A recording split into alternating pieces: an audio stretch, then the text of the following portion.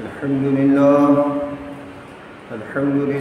نحمده ونستعينه ونستغفره ونؤمن به ونتوكل عليه ونعوذ بالله من شرور أنفسنا ومن سيئات أعمالنا من يهده الله فلا مضل له ومن يضلله فلا هادي له ونشهد أن لا إله إلا الله وحده لا شريك له ونشهد أن سيدنا وسندنا وحبيبنا ومولانا محمد صلى الله عليه وعلى آله وأصحابه أجمعين أما بعد فأعوذ بالله من الشيطان الرجيم بسم الله الرحمن الرحيم ولا تلبسوا الحق بالباطل وتكتموا الحق وأنتم تعلمون سبحان ربك رب العزة عما يصفون وسلام على المرسلين والحمد لله رب العالمين۔ درود پاک ہم سب عبادت کی نیت سے پڑھیں۔ اللهم صل على محمد وعترته بعدد كل معلوم لك۔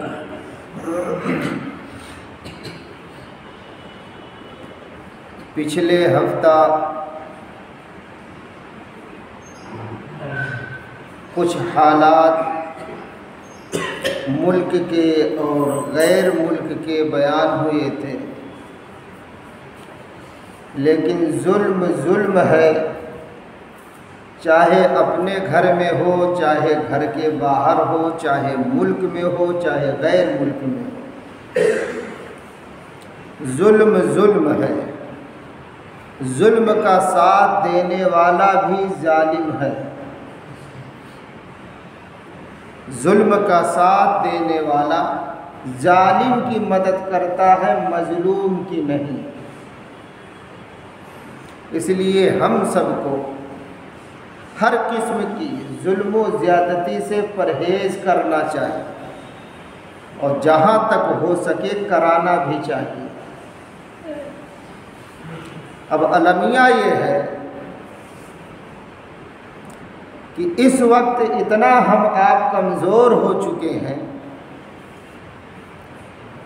کہ اگر کوئی ظالم ہے، کسی پر ظلم کرتا ہے، کوئی بدماش ہے، اگر اپنی بدماشی اور سرکشی سے کسی کو پریشان کرتا ہے، تو ہم میں آپ میں اتنی جرأت نہیں ہے کہ اس بدماش سے یہ کہہ سکے کہ دیکھ اس قسم کا ظلم یا ایسی بدماشی تو مت کر، اس سے باز آ جا۔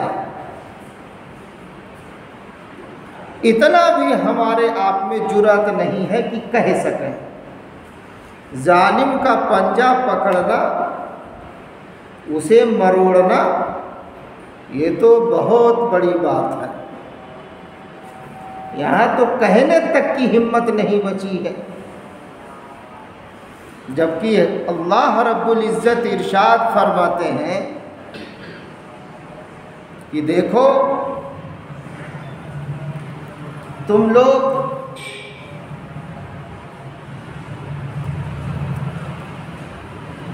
وَلَا تَلْبِسُوا الْحَقَّ بِالْبَاطِلِ، اور مت ملاؤ صحیح میں غلط، وَتَكْتُمُوا الْحَقَّ وَأَنْتُمْ تَعْلَمُونَ، اور مت چھپاؤ سچ کو جان بوجھ کر،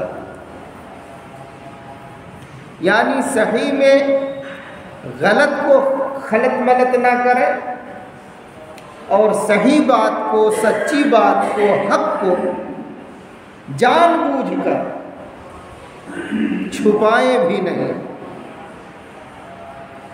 اب ہم لوگ ذرا اپنا بھی جائزہ لیں اور دوسروں کا بھی جائزہ لیں کہ دیکھیں ہم لوگ حق کا ساتھ کتنا دے رہے ہیں۔ ہمارے حضرت اسی لیے دعا سکھاتے تھے کہ دعا کیجیے، اے اللہ حق سمجھائیے، کہیے آمین. ضرورت ہے اس وقت. کیا کہتے تھے؟ اے اللہ حق سکھائیے، حق سمجھائیے، حق پہ چلائیے، اور اہل حق کا ساتھ دینے کی اور حق کی اشاعت کے لیے ہمیں توفیق دیجیے. دیکھیے کتنی اونچی دعا ہے. کیوں؟ کیونکہ حق گوئی کے لیے جرأت چاہیے، ہمت چاہیے. بزدل کبھی حق گو ہو ہی نہیں سکتا. حق گو وہی بندہ ہوگا جس میں جرأت ہوگی، ہمت ہوگی، طاقت ہوگی. اب یہ جرأت و بے باکی ہمارے اندر سے نکل کیوں گئی؟ ہم اتنے بزدل کیوں ہو گئے؟ تو صاف بات یہ ہے، جب ہمارے ایمان کمزور پڑے تو ہمارے اندر بزدلی آ گئی. اب ایمان مضبوط ہونے کے لیے الگ محنت ہے. اعمال صالحہ کریں، پیغمبروں کے حالات کا مطالعہ کریں، حکایات صحابہ پڑھیں. اس سے ایمان میں جلا پیدا ہوتی ہے، ایمان مضبوط ہوتا ہے، اور ساتھ ساتھ دعا بھی مانگتے رہیں. لیکن اگر ہم آپ چاہتے ہیں ہم حق گو ہوں، حق کا پرچم ہم لہرائیں، حق کا ساتھ دیں، حق کی اشاعت کریں، تو اس کے لیے ضروری ہے کہ ہم باہمت ہوں. جب تک ہم آپ باہمت نہیں ہوں گے تب تک حق کا ساتھ، اہل حق کا ساتھ ہم آپ نہیں دے پائیں گے. اسی آیت کریمہ کی تفسیر سمجھاتے ہوئے امام قرطبی رحمۃ اللہ علیہ نے ایک واقعہ لکھا ہے، اور اس واقعے کو حضرت مفتی شفیع صاحب رحمۃ اللہ علیہ نے بھی معرف القرآن کے اندر لکھ دیا ہے کہ دیکھیے ہمارے آپ کے اکابرین کیسے حق کا پرچار کرتے تھے، اور ان کے اندر حق گوئی کتنی تھی، اور یہ حق گوئی انہیں نصیب کیسے ہوئی تھی؟ ایمان کی برکت سے، بڑوں کی برکت سے. لکھا ہے، تفصیلی واقعہ آپ کو سنا دیتا ہوں انشاءاللہ، اس سے بہت فائدہ ہوگا. آج پورا معاشرہ خصوصاً مسلم سماج یہ بزدلی کا شکار ہو گیا. حقیقت تو یہ ہے کہ ہم آپ اتنے بزدل ہو گئے کہ اپنے بچوں سے یہ نہیں کہہ پاتے ذرا 5 وقت کی نماز پڑھا کرو ورنہ خیریت نہیں ہے، یا گھر میں رہنا ہے تو نماز کا پابند بن کے رہنا ہے.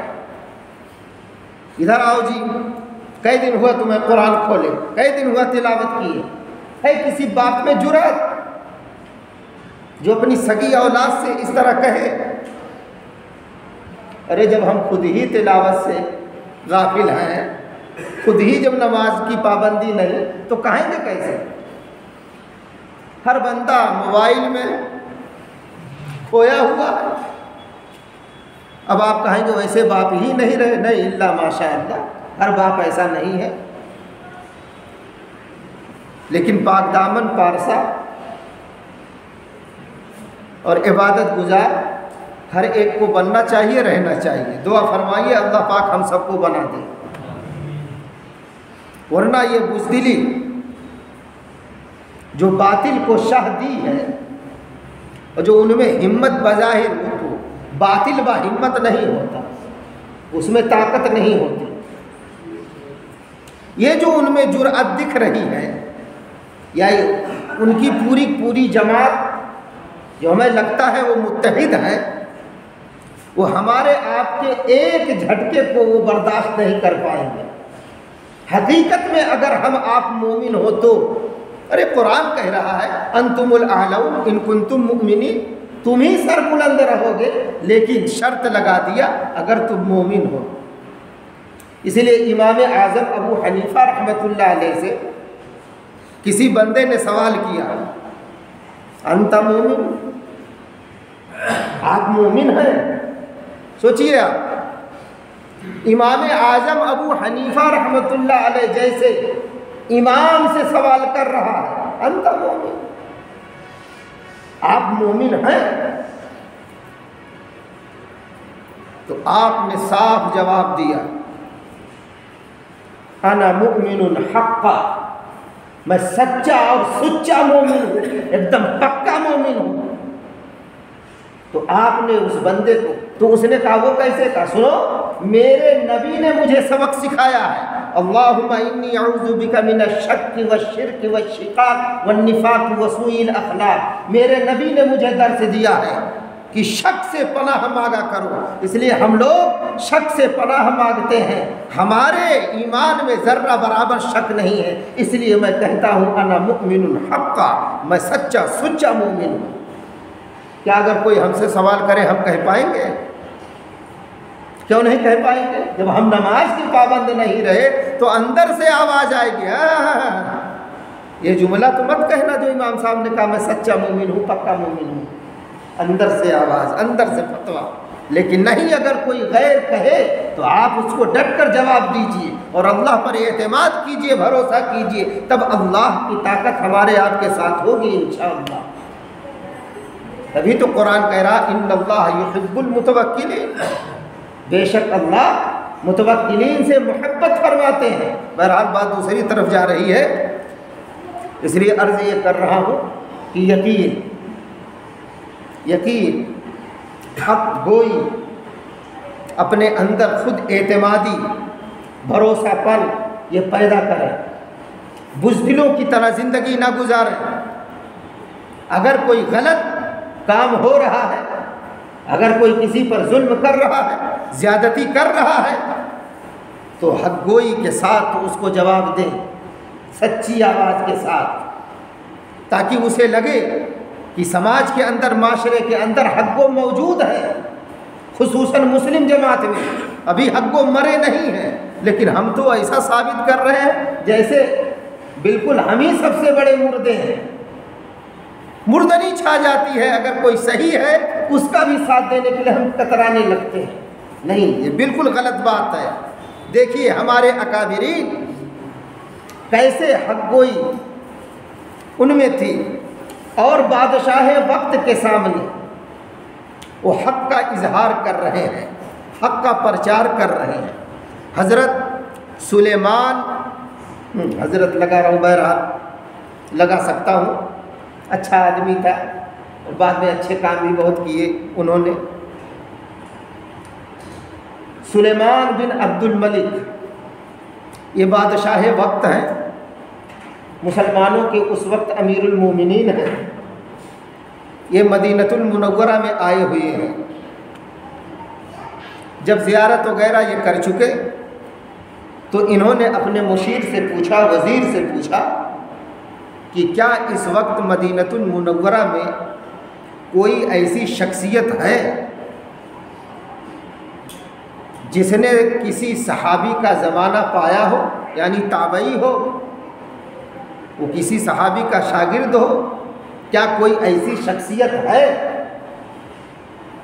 تو مشیر نے جواب دیا، جی ہاں، اس وقت ابو حازم، سب کہیے رحمت اللہ علیہ، وہ موجود ہے۔ تابعی کہتے ہیں جو کسی صحابی کی صحبت اٹھایا ہو، پایا ہو۔ تو کہا ٹھیک ہے، وہ مجھ سے ملنے نہیں آئے، چلو ہم ہی چلتے ہیں ملاقات کے لیے۔ بادشاہ وقت امیر المومنین سلیمان بن عبد الملک حضرت ابو حازم رحمۃ اللہ علیہ سے ملاقات کے لیے آئے ان کی چوکھٹ پر۔ ہم بھی، آپ بھی کسی عالم دین سے کبھی کبھی ملاقات جا کے کر لیا کریں، کیوں شرماتے ہیں اتنا؟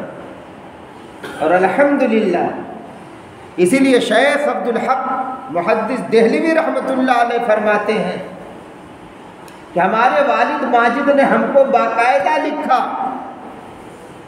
کہ بیٹا ملائے خشک نہ رہنا اور بغیر تربیت کے نہ رہنا، یعنی کسی بڑے سے تربیت لیتے رہنا۔ شیخ عبد الحق محدث دہلوی رحمۃ اللہ علیہ جیسے کہ والد ماجد انہیں سکھا رہے اور لکھ رہے ہیں، اور یہاں کون تربیت لیتا، تربیت میں جاتا ہے؟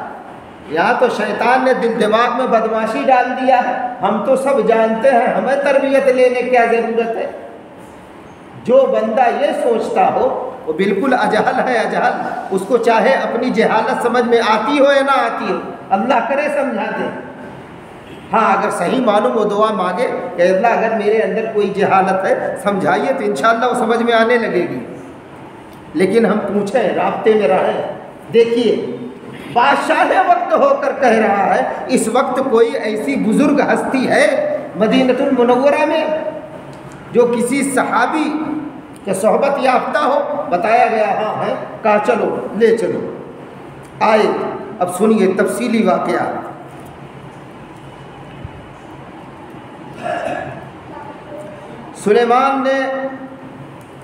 سلیمان ملنے نہیں آئے، بلکہ اپنا آدمی ان کے پاس بھیج کر بلوائے۔ چونکہ امیر المومنین تھے، انہیں یہ حق بھی حاصل تھا، بلوا بھی سکتے تھے، پتہ نہیں کیا کام ہے۔ تو سلیمان نے اپنا آدمی بھیج کر ان کو بلوا لیا۔ جب حضرت ابو حازم رحمۃ اللہ علیہ تشریف لائے تو سلیمان نے کہا کہ اے ابو حازم، یہ کیا بے مروتی اور بے وفائی ہے؟ یعنی آپ مجھ سے ملنے نہیں آئے؟ حضرت ابو حازم رحمۃ اللہ علیہ نے کہا، آپ نے میری کیا بے مروتی اور بے وفائی دیکھی ہے جو مجھ پر الزام لگا رہے ہیں؟ تو سلیمان بن عبد الملک نے کہا کہ مدینہ کے سب مشہور لوگ مجھ سے ملنے آئے، آپ نہیں آئے۔ حضرت ابو حازم رحمۃ اللہ علیہ نے کہا، امیر المومنین، میں آپ کو اللہ کی پناہ میں دیتا ہوں اس سے کہ آپ کوئی ایسی بات کہیں جو واقعہ کے خلاف ہے۔ آج سے پہلے نہ آپ مجھ سے واقف تھے اور نہ میں نے کبھی آپ کو دیکھا تھا۔ ایسے حالات میں خود ملاقات کے لیے آنے کا، ایسے حالات میں ملاقات کے لیے آنے کا کیا سوال ہوتا ہے؟ آپ ہی بتائیں۔ پھر بے وفائی کیسی، بے مروتی کیسی؟ سلیمان نے جواب سن کر امام زہری رحمۃ اللہ علیہ کی طرف دیکھی۔ یہ بہت پائے کے محدث یہ بھی گزرے ہیں، بہت پائے کے امام، کون؟ امام زہری رحمۃ اللہ علیہ۔ ان کی طرف دیکھا تو حضرت امام زہری رحمۃ اللہ علیہ نے فرمایا کہ امیر المومنین، ابو حازم نے صحیح فرمایا ہے، آپ نے غلطی کی ہے۔ یعنی اس طرح کا سوال کر کے دیکھیے کیسے حق گو لوگ تھے، بادشاہ کے سامنے روبرو ہیں، سائڈوں ہیں، سب کچھ ہے، محافظی دستہ ہے، اس کے باوجود دیکھیے حق گوئی سے گریز نہیں کر رہے ہیں۔ اور ہم لوگ دو بھائیوں کا جھگڑا ہو، ایک بھائی اگر غلطی پر ہو تو ہم یہ کہنے کو تیار نہیں ہوتے کہ بھائی آپ غلط کر رہے ہیں۔ کیوں؟ کیونکہ ہم بزدل ہیں نا، ہم میں حق گوئی رہی نہیں، ہم میں وہ جسارت، وہ ہمت، وہ قوت، وہ طاقت رہی نہیں کہ ہم کہہ سکیں غلط کو غلط کیا، آپ غلط ہیں۔ اللہ ہم سب کی حفاظت فرمائے اور بلند ہمت بنائے۔ آگے دیکھیے سوال ہو رہا ہے۔ اس کے بعد سلیمان نے روئے سخن بدل کر کچھ سوالات شروع کیے اور کہا، اے ابو حازم، یہ کیا بات ہے کہ ہم موت سے گھبراتے ہیں؟ اب دینی سوالات کر رہا ہے۔ ہم آپ جب کسی عالم کے پاس جائیں گے نہیں، کسی مفتی کے پاس جائیں گے نہیں، کسی اللہ والے کے پاس جائیں گے نہیں، تو اس قسم کا سوال کیسے کریں گے؟ یہ میں بار بار جو آپ کو ٹارچر کر رہا ہوں اس لیے کر رہا ہوں تاکہ ہمارا آپ کا جوڑ علماء سے ہو جائے، ورنہ یہ جہالت، یہ حماقت جو ہم لوگ کر رہے ہیں اور ہمارا سماج جو احمقانہ چالیں چل رہا ہے یہ چھوڑے گا نہیں۔ اس لیے چاہیے جس سے کچھ مناسبت ہو آپ اس کے پاس بیٹھنا شروع کر دیں، انشاءاللہ ایک ایک بات پوچھیں گے، علم میں بھی ترقی ہونے لگے گی۔ اس لیے حدیث پاک میں ہے وقال علیہ الصلاۃ والسلام، حدیث بہت لمبی ہے، اس کا ایک ٹکڑا ہے کیا، العلم سلاحی، علم ہتھیار ہے، علم ہتھیار ہے۔ دوسری جگہ فرمایا پیارے آقا نے العلم نور، علم روشنی ہے۔ ابھی دیکھیے 2-3 بھائی یہاں اجتماعی عبادت ہو رہی ہے، اگر انہیں علم ہوتا تو یہاں یہ نیت نہ باندھتے، یہ جا کے وہاں کنارے باندھتے کہیں آڑ میں، چونکہ اجتماعی عبادت ہے، سب لوگ متوجہ ہیں دین کی بات کی طرف، یہ ہے۔ اگر ہم لوگ رابطے میں علماء سے رہیں گے تو علم یہ بڑھے گا، آئے گا۔ منمانی دین نہیں ہے، اب ان کو برا لگے تو یہ دوسری برائی ہے، کیوں؟ کیونکہ انانیت تب موجود ہے، چونکہ ہم علم بیان کر رہے ہیں، دین کی بات بتا رہے ہیں، اگر آپ کو برا لگ رہا ہے تب یہ دوسری بیماری آپ میں ہے، انانیت والی، جبکہ یہ نہیں ہونی چاہیے۔ اللہ پاک ہم سب کی حفاظت فرمائے۔ بات دوسری طرف نکل جائے گی، سنیے اب۔ سلیمان بادشاہ وقت ہے، امیر المومنین سوال کر رہا ہے، کیا ہم موت سے گھبراتے کیوں ہیں، ہمیں گھبراہٹ کیوں ہوتی ہے؟ اے ابو حازم، چونکہ آپ صحابی کے صحبت یافتہ ہیں، آپ تابعی ہیں، ہمارے نبی کے شاگرد ہیں، آپ بتائیں۔ اب بتا رہے ہیں وہ، ہم موت سے گھبراتے کیوں ہیں؟ فرمایا حضرت ابو حازم رحمۃ اللہ علیہ نے، چونکہ آپ نے فکر آخرت چھوڑ دی ہے، دنیا کو آباد کیا ہوا ہے، جبکہ یہ دنیا ایک دن ویرانے میں تبدیل ہو جائے گی۔ کل من علیہا فان، ہر شے فانی ہے، فانی چیزوں سے ہم نے آپ نے دل لگایا ہے، اس لیے موت سے وحشت ہو رہی ہے، اس لیے آبادی سے ویرانہ میں جانا پسند نہیں۔ اب دوسرا سوال ہو رہا، سلیمان نے تسلیم کیا اور پوچھا کہ کل اللہ تعالیٰ کے سامنے حاضری کیسے ہوگی؟ فرمایا کہ نیک عمل کرنے والا تو اللہ تعالیٰ کے سامنے اس طرح جائے گا جیسا کوئی مسافر سفر سے واپس اپنے گھر والوں کے پاس جاتا ہے، اور برے عمل کرنے والا اس طرح پیش ہوگا جیسا کوئی بھاگا ہوا غلام پکڑ کر آقا کے پاس حاضر کیا جائے۔ اب ہم لوگ سوچیں کہ ہم فرما بردار غلام ہیں، بندے ہیں، یا نافرمان ہیں؟ اگر فرما بردار ہیں تو انشاءاللہ موت پر خوشی ہوگی، موت آئے گی تو گھبراہٹ اکتاہٹ نہیں ہوگی، اور اگر ہم لوگ اللہ کے غدار ہیں تو موت کا نام سنتے ہی پسینے چھوٹنے لگیں گے۔ اب ہم لوگ اپنی حالت کا جائزہ لے لیں، ہر ایک، میں بھی آپ بھی سب دیکھ لیں۔ آگے پھر یہ سن کر کیا فرما رہے ہیں؟ سلیمان یہ سن کر رو پڑے، بادشاہ وقت رو دیا، اور ہمارا دل بھی نہیں پسیجا، ہم بھی اسی میں ہیں، آپ ہی خالی نہیں کہتے، ہم بھی اسی میں ہیں۔ دیکھیے اتنی بات سن کر بادشاہ وقت رو دیا، اور ہمارے آنسو تک نہیں، اور دل بھی کیفیت بھی نہیں بدلی، الا ماشاء اللہ۔ سلیمان یہ سن کر رو پڑے اور کہنے لگے، کاش ہمیں معلوم ہوتا کہ اللہ تعالیٰ نے ہمارے لیے کیا صورت تجویز کر رکھی ہے۔ حضرت ابو حازم نے فرمایا کہ اپنے اعمال کو اللہ کی کتاب پر یعنی قرآن پر پیش کرو تو پتہ لگ جائے گا۔ سلیمان نے دریافت کیا کہ قرآن کی کس آیت سے یہ پتہ لگے گا کہ ہماری حالت قرآن کے مطابق ہے یا نہیں ہے۔ دیکھیے کتنے اچھے اچھے سوال بادشاہ ہو کے کر رہا ہے، سب ہمارے آپ کے کام کے ہیں۔ حضرت آگے جواب دے رہے، فرمایا اس آیت سے ان الابرار لفی نعیم و ان الفجار لفی جحیم، یعنی بلا شبہ نیک عمل کرنے والے جنت کی نعمتوں میں ہیں اور نافرمان گناہ شعار دوزخ میں ہیں، یعنی اللہ کے فرما بردار جنتی ہوں گے، نافرمان دوزخ میں۔ سلیمان نے کہا کہ اللہ تعالیٰ کی رحمت تو بڑی ہے، وہ بدکاروں پر بھی حاوی ہے۔ فرمایا ان رحمت اللہ قریب من المحسنین، یعنی اللہ تعالیٰ کی رحمت نیک عمل کرنے والوں سے قریب ہے، یعنی خصوصی اللہ کی رحمت نیک عمل کرنے والوں۔ اور دیکھیے نیکی پر ثواب صرف ایمان والوں کو دیا جائے گا، بے ایمان کو نہیں۔ جس کا ایمان نہیں اللہ پر اس کو ثواب کیسا؟ اس لیے نیکی کرنے والے کو ثواب ایمان کی برکت سے دیا جاتا ہے۔ اب سنیے آگے، سلیمان نے پوچھا اے ابو حازم، اللہ کے بندوں میں سب سے زیادہ عزت والا کون ہے؟ بادشاہ وقت سوال کر رہا ہے، کیا کہا؟ عزت والا۔ ہم آپ ہوتے فوراً کہہ دیتے بادشاہ سلامت آپ ہی عزت والے ہیں، اس لیے کہ آپ کو سب سے بڑا عہدہ ملا ہے نا۔ ہم لوگ تو چیٹر ہیں، چیٹر جیسے اپنے یہاں دیہات میں کہتے ہیں نا چیٹر، چیٹر جانتے ترجمہ اس کا کر دو؟ بھیتر سے کچھ باہر سے کچھ، یعنی اندر سے کچھ باہر سے کچھ۔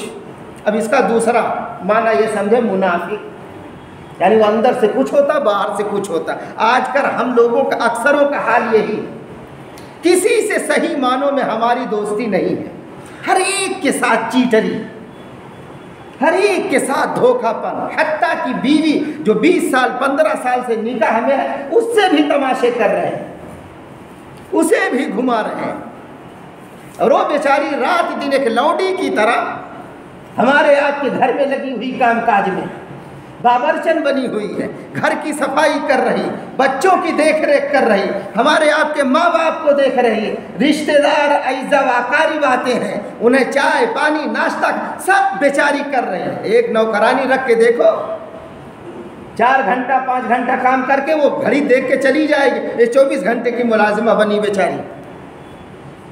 کتنی ہم اس کے ساتھ رعایت برتتے، کتنی محبت دیتے ہیں، کتنے محبت کے جملے اس سے ہم کہتے ہیں، دیکھیں کیا کیا بیان کریں دوستو، کیا کیا کریں۔